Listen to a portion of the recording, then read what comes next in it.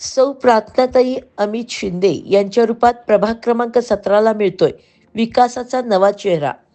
प्रभाग क्रमांक 17मध्ये सर्वसाधारण महिला गटाकडून सौ प्रार्थनाताई अमित शिंदे या निवडणूक लढविण्यासाठी इच्छुक.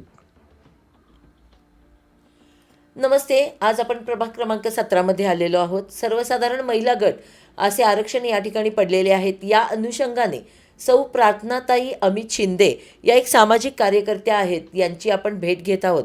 यांचं या निवडणुकीच्या रिंगणात उतरण्यामागचं कारण आणि त्यांचं विकासाचं विजन जे काही आहे त्याची आपण थोडक्यात माहिती घेऊया. नमस्ते ताई. नमस्कार, मी सौ प्रार्थना अमित शिंदे. आपल्या प्रभागामध्ये गेल्या 7 वर्षापासून ड्रेनेज केलेले आहेत, पण ते अजून सुरू झालेले नाही आहेत. ते सुरू झालेले नसल्यामुळे डासांच्या समस्या मोठ्या प्रमाणात होत आहेत. तसेच त्यामुळे डेंग्यूसारखे आजार मोठ्या प्रमाणात निर्माण होत आहेत. रस्ते व्यवस्थित झालेले नाही आहेत. तसेच आपल्याकडे गटारी साफ केल्या जात नाही आहेत. यामुळे सुद्धा खूप मोठ्या समस्या निर्माण होत आहेत. तसेच महिलांसाठी छोटे मोठे म्हणजे महिलांना काम करायची खूप इच्छा आहे, पण त्या बाहेर पडून काम करू शकत नाहीत. त्यांच्यासाठी छोटे मोठे घरगुती उद्योग उपलब्ध करून देऊन त्यांना थोडीशी मदत व्हावी याचा मी प्रयत्न करत आहे.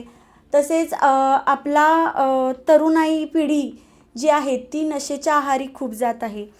त्याला विळाखा घालण्यासाठी आपल्या प्रभागामध्ये छोटेसे नशामुक्ती केंद्र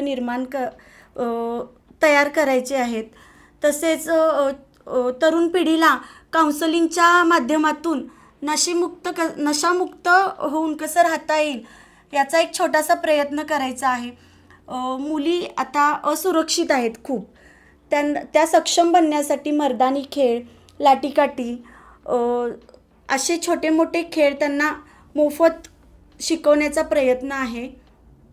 आपलं जे श्री छत्रपती शिवाजी महाराज शुद्ध पेयजल हे एक जल मिशन आहे आणि या आपल्या प्रभाग क्रमांक 17मध्ये गेली बरीच वर्ष हे चालू आहे जल मिशन. तर त्याच्या अंतर्गत आपण कोणते सामाजिक उपक्रम केले आहेत? तसं सांगायला गेलं तर गेल्या 3 वर्षापासून हे शुद्ध पेयजल चालू आहे. जसं शुद्ध पेयजल चालू झाले तेव्हापासून वार्डमध्ये कोणीही व्यक्ती मयत झाली की पहिले 3 दिवस पाण्याची सेवा आपण मोफत देतो त्यांना. आम्ही असं ऐकलं की दरवर्षी आपण महिला व पुरुष भाविकांसाठी देवदर्शनाचा उपक्रम राबवतोय. म्हणजे त्यासाठी लक्झरी बसेस आपण सोडलेल्या आहेत. शिर्डी हे देवस्थान आहे, त्या ठिकाणी इथल्या प्रभागातल्या बऱ्याच महिलांनी त्याचा लाभ घेतला आहे. आपण पाहतोय की साडी वाटप देखील आपण दरवर्षी करता. गणेशोत्सव सारखा एक चांगला सामाजिक उपक्रम आपल्याद्वारे घडतोय आणि त्यातून आपण जवळपास गणेश म्हणजे गणपती स्थापना केल्यापासून त्याचं विसर्जन होईपर्यंत दररोज महाप्रसादाचं आयोजन करतो. जेणेकरून एक आपला त्या ठिकाणी असा मानस आहे की महिलांना तेवढे दिवस स्वयंपाकापासून थोडीशी मुक्तता म्हणजे किचनपासून त्या थोड्या दूर राहतील, हे एक आपला मानस आहे. त्याचप्रमाणे भक्तिभाव मनात ठेवून महिलांना घरातून बाहेर पडायला मिळावं आणि एक विरंगुळा म्हणून आपण जे देवदर्शनाचा एक उपक्रम केला आहे, तर त्याच्याबद्दल आता ह्या वर्षीचा तो उपक्रम काय आहे याबद्दल आपण थोडक्यात माहिती द्या. सालाबादप्रमाणे आपण यावर्षीही शिर्डी, शेगाव, तिरुपती बालाजी असे 3ही ठिकाणी आपण स्वखर्चाने ट्रिप काढलेल्या आहेत. शिर्डीला जाण्यासाठी लक्झरी बसेस उपलब्ध करून दिलेल्या आहेत. तसेच तिथे खाण्यापासून राहण्याची सोयी देखील केलेली आहे. त्याचप्रमाणे दोन्ही ठिकाणी तशीच सोय आहे. शेगावला येता जातानाचं बुकिंग आपलं आहे. तिरुपती बालाजीला येता जाता आपलं बुकिंग आहे. आरोग्याविषयी बघायला गेलं तर वेळी काहीही अचानक काहीतरी आजार उद्भवला किंवा काही त्रास झाला तर आपल्याला वाहनाची सोय मिळत नाही.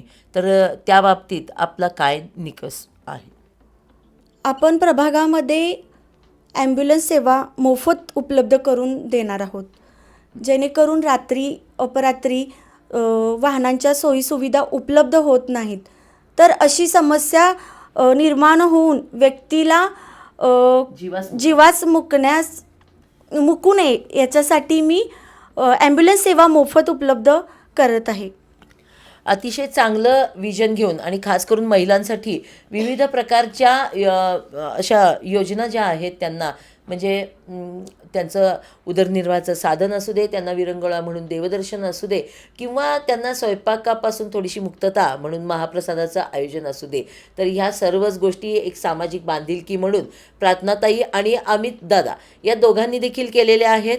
आमच्या सांगली प्रहार टीमकडून त्यांच्या भावी वाटचालीस खूप खूप शुभेच्छा. मी कॅमेरामन विनायकसह सांगली प्रहारसाठी मुख्य संपादिका नीता पाटील. सांगली प्रहार न्यूजकरिता मुख्य संपादिका नीता पाटील.